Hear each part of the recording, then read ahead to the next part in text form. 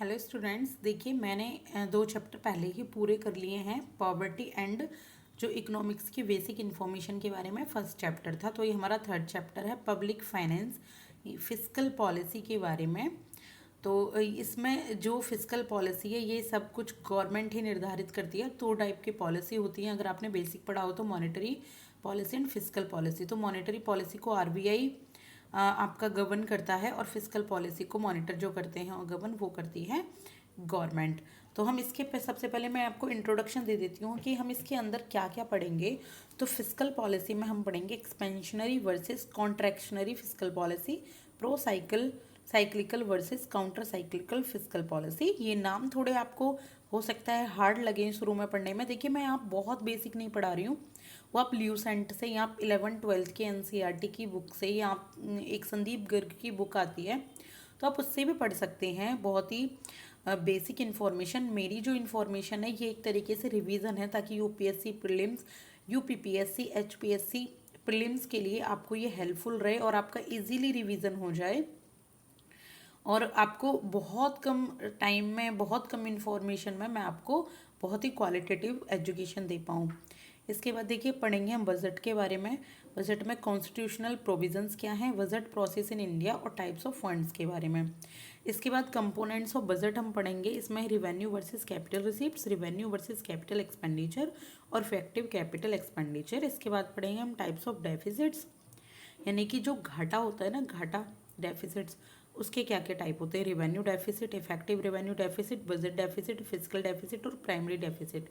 इसके बाद हम पढ़ेंगे डेफिसिट फाइनेंसिंग, दैट इज़ कि डेफिसिट को किस तरीके से हम गवर्नमेंट दूर करती है कि ज़्यादा डेफिसिट ना रहे इकोनॉमी में, तो उसके बारे में। इसके बाद फिजिकल कंसोलिडेशन की किस तरीके से डेफिसिट फाइनेंसिंग हो सकती है।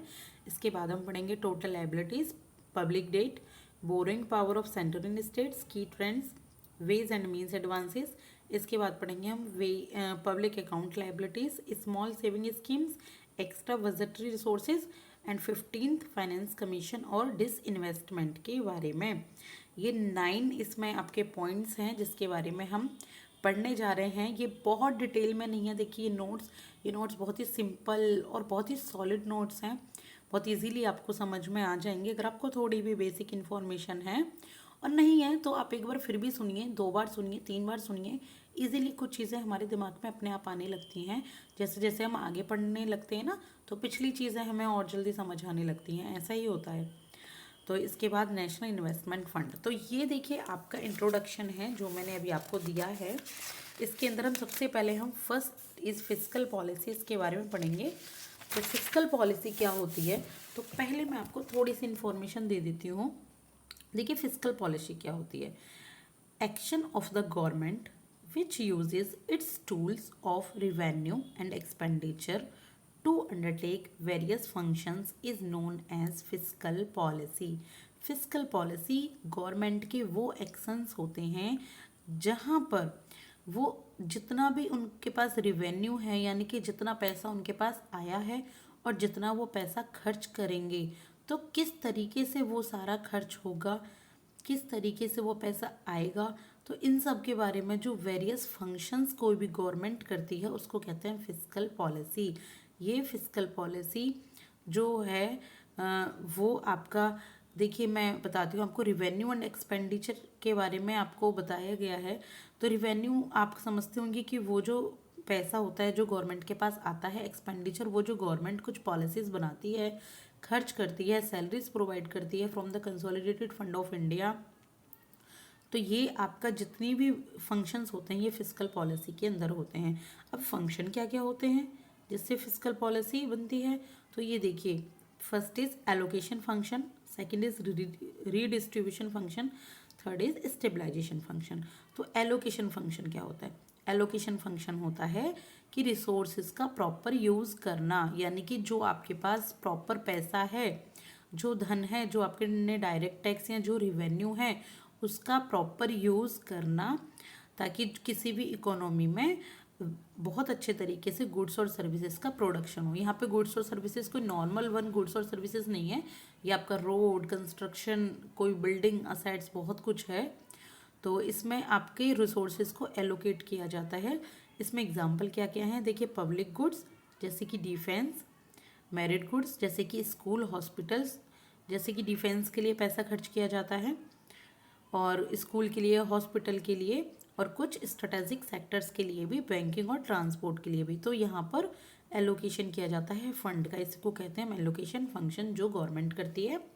इसके बाद है रीडिस्ट्रीब्यूशन फंक्शन।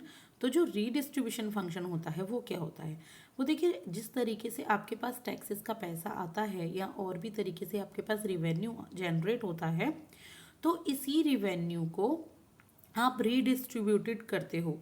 आप जैसे पावर्टी एलिवेशन प्रोग्राम चलाते हैं, सब्सिडीज प्रोवाइड करते हैं, तो वही जो आपके पास पैसा आया है आपने वही रिडिस्ट्रीब्यूट किया ना, वही आपने लगाया है ताकि पावर्टी दूर हो, सब्सिडी प्रोवाइड किए जाए। तो ये होता है रीडिस्ट्रीब्यूशन फंक्शन। इसके बाद स्टेबलाइजेशन फंक्शन क्या होता है, स्टेबलाइजेशन फंक्शन होता है कि इकोनॉमिक ग्रोथ के लिए जो वर्क किए जाते हैं, प्राइस स्टेबिलिटी के लिए जो वर्क किए जाते हैं, एम्प्लॉयमेंट जनरेशन जो की जाती है, ये होता है स्टेबलाइजेशन फंक्शन।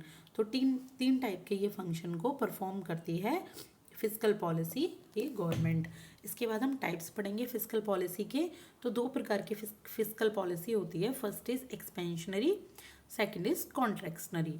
तो देखिए ऑब्जेक्टिव क्या है और एक्सपेंशनरी फिस्कल पॉलिसी क्या होती है। इसका ऑब्जेक्टिव है कि इकोनॉमिक ग्रोथ को बूस्ट करना होता है, कि इकोनॉमिक ग्रोथ बढ़े। एक्सपेंशन मतलब एक्सपेंड हो, इकोनॉमिक ग्रोथ इंक्रीज हो। तो इकोनॉमिक ग्रोथ अगर इंक्रीज होती है तो इन्फ्लेशन भी इंक्रीज होता है, इन्फ्लेशन भी हाई होता है, चीज़ें थोड़ी महंगी होने लगती हैं। रिवेन्यू, इसमें जो टैक्स रेट है वो कम होता है ताकि जो इनकम है वो इंक्रीज हो पाए। जो disposable income increases creating more demand of goods and services.